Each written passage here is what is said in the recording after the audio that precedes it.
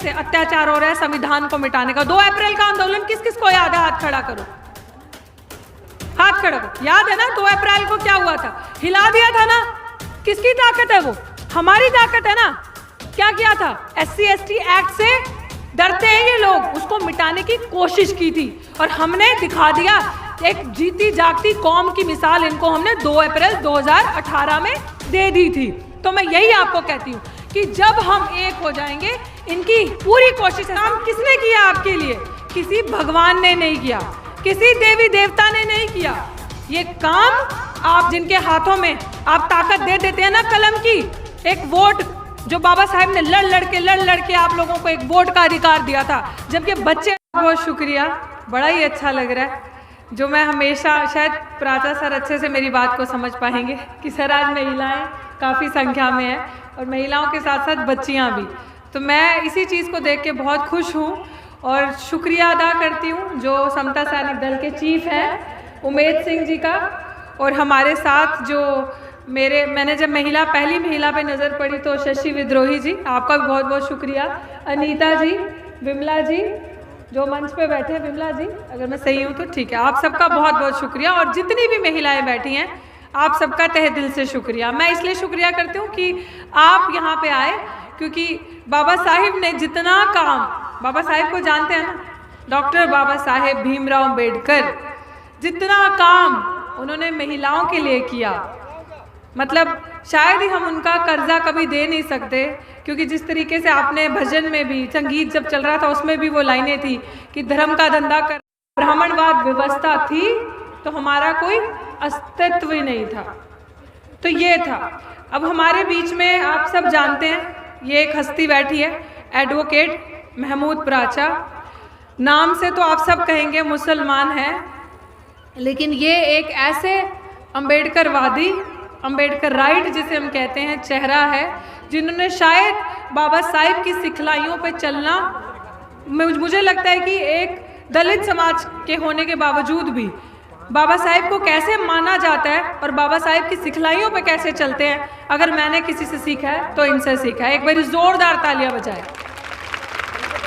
तो सच्चे अम्बेडकरवादी और सच्चे अम्बेडकराइट मैं इनको देखती हूँ, जो जिन्होंने एक भाईचारा, जिसे कहते हैं ना दलित मुस्लिम शोषित वर्ग, एक भाईचारा जो है, हर दिन कुछ ना कुछ सीखती हूँ।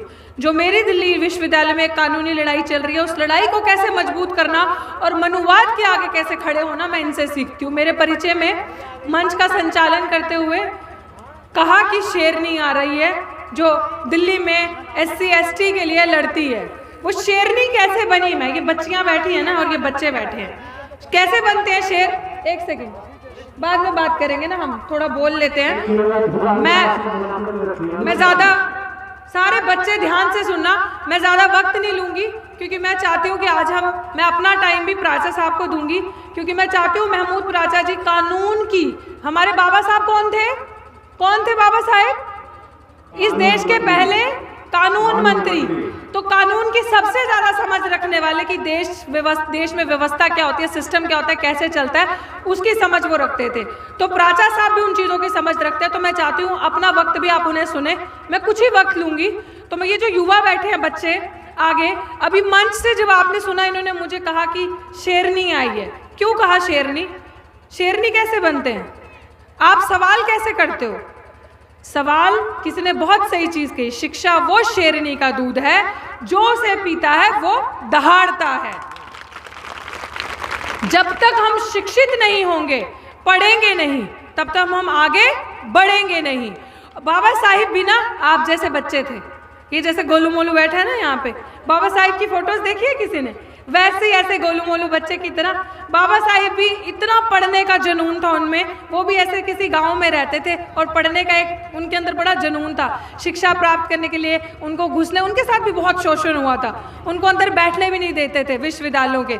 आप लोग तो बड़े किस्मत वाले हो ना कि उस एक छोटे से बच्चे ने अपना सब कुछ त्याग के पढ़ाई करी, इतना पढ़े कि वो तो शारीरिक रूप में चले गए, लेकिन अपनी पीढ़ियों को पढ़ने की आज़ादी दे गए ना, आज़ादी दे गए ना।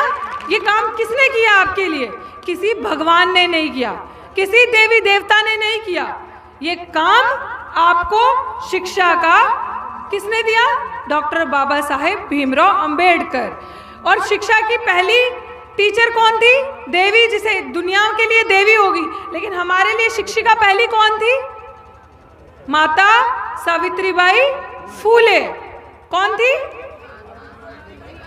हाँ जी, ये याद रखना है आपको। ये सबक है जो आपको गांठ बांधना है। और शिक्षा को सबसे ज्यादा आपने महत्व देना है।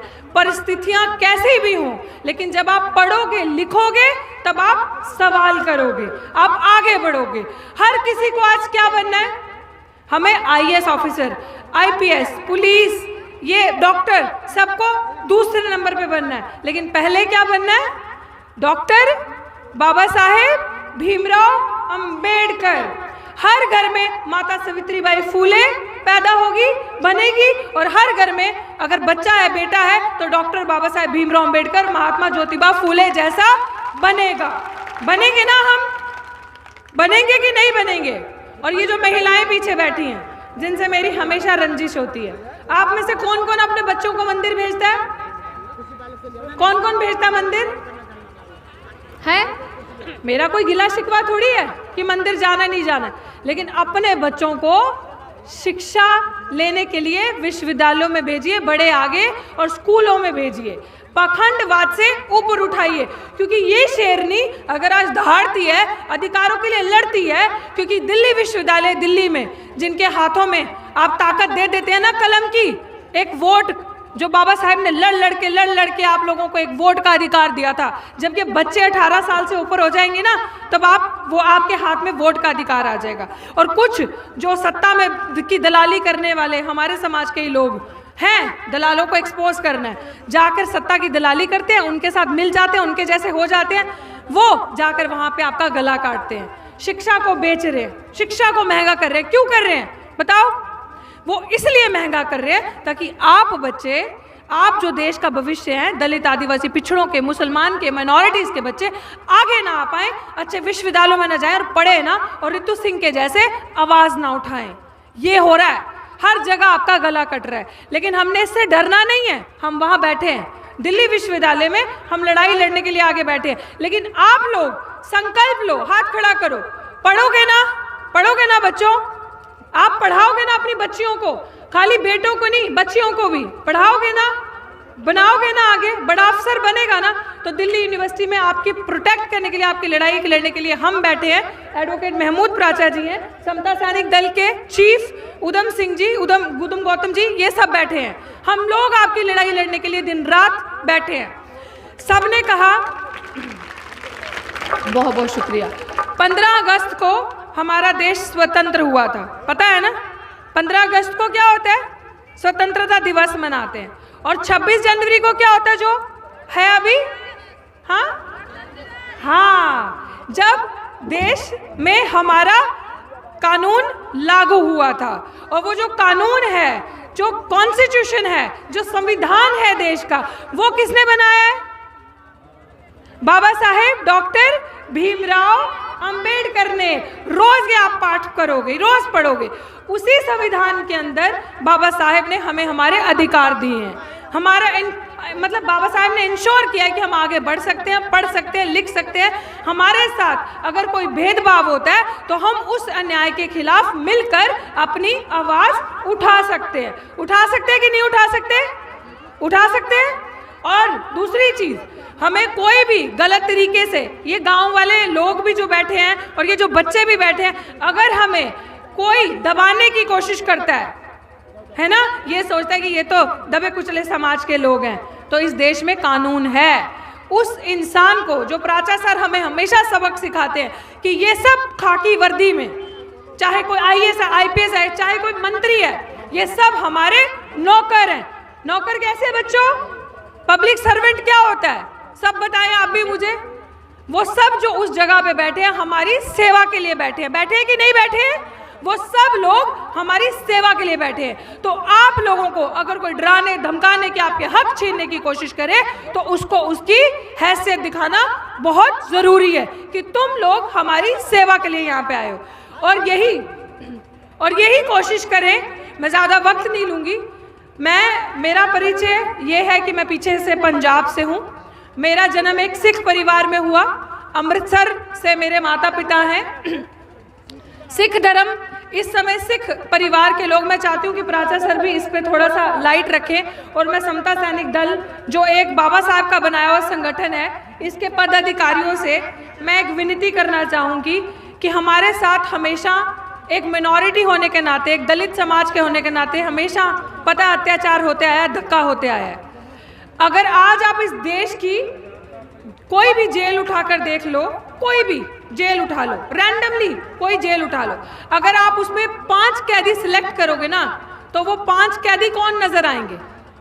पहला दलित, दूसरा दलित, तीसरा होगा आदिवासी, फिर चौथा पांचवा मुसलमान। ये है, कोई भी 5 कैदी उठाकर देख लो।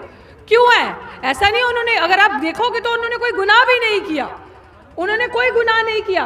बट बात यह है कि हमारे साथ धक्का होता है, हमारे साथ हमेशा इस तरीके से होता है कि हमारे लोगों को डरा दिया जाता है, धमका दिया जाता है, चोरी के इल्जाम में, कुछ भी इल्जाम में अंदर कर दिया जाता है, क्योंकि हमारे हाथ में कुछ नहीं है, हम लड़ते नहीं हैं। हम ये सोचते हैं, बैठ जाते हैं कि क्या करें, क्योंकि हमने वोट का अधिकार तो दलालों को दे दिया।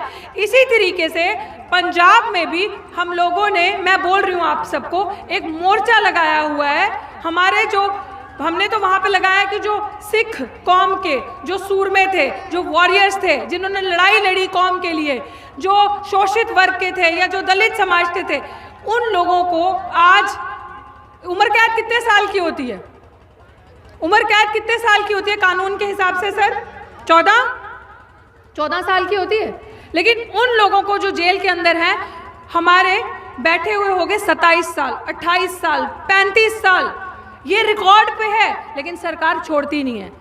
उनकी लड़ाई हम वहाँ लड़ रहे हैं। मैं आप लोगों से चाहती हूँ कि हम लोग इस तरीके से भी एजिटेशन करें कि पता नहीं हम लोगों के समाज के कितने ऐसे प्रतिभाशाली लोग होंगे, विद्वान लोग होंगे, जो जेलों में बैठे हैं, जिनकी कोई कार्रवाई नहीं हो रही, सुनवाई नहीं हो रही, जिन बच्चों ने आवाज़ें उठाई वो लोग जेलों में बैठे हैं, ना कोई उनकी आवाज़ सुन रहा है। हम लोग इस चीज़ पे थोड़ा संज्ञान दें, क्योंकि अगर युवा बोलेगा और आप लोग बैठे प्रोटेक्ट नहीं करोगे, तो हम लोगों को ये डरा के जेल का रास्ता दिखाएंगे। और अगर हम लोग एक हो जाएंगे, जो कि आबादी में अगर SC, ST, OBC मिनॉरिटीज़ मिलते हैं, तो हम लोग 92% प्लस हैं, 92.5% है।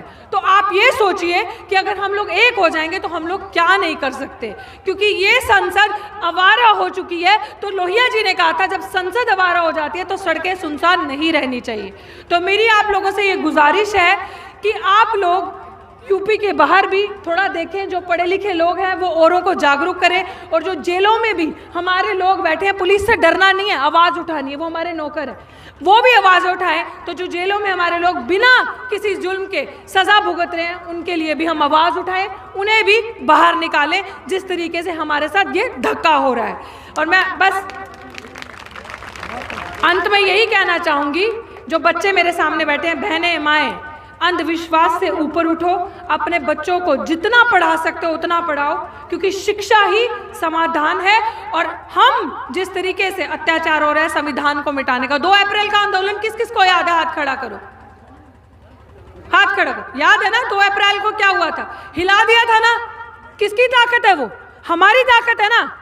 क्या किया था? SC ST एक्ट से डरते हैं ये लोग, उसको मिटाने की कोशिश की थी, और हमने दिखा दिया, एक जीती जागती कौम की मिसाल इनको हमने 2 अप्रैल 2018 में दे दी थी।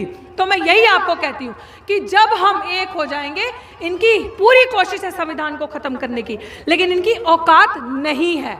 अब हम एक मिशन भी चलाते हैं, मिशन सेव कॉन्स्टिट्यूशन। संकल्प लेते हैं कि हम अपनी भागीदारी से, अपनी संख्या से इनकी हर साजिश को फेल करेंगे, और एक ही संकल्प लेंगे, घर घर होगा संविधान, क्योंकि संविधान से ही है हर बात का समाधान। जय भीम, जय भारत, जय संविधान। बहुत बहुत धन्यवाद।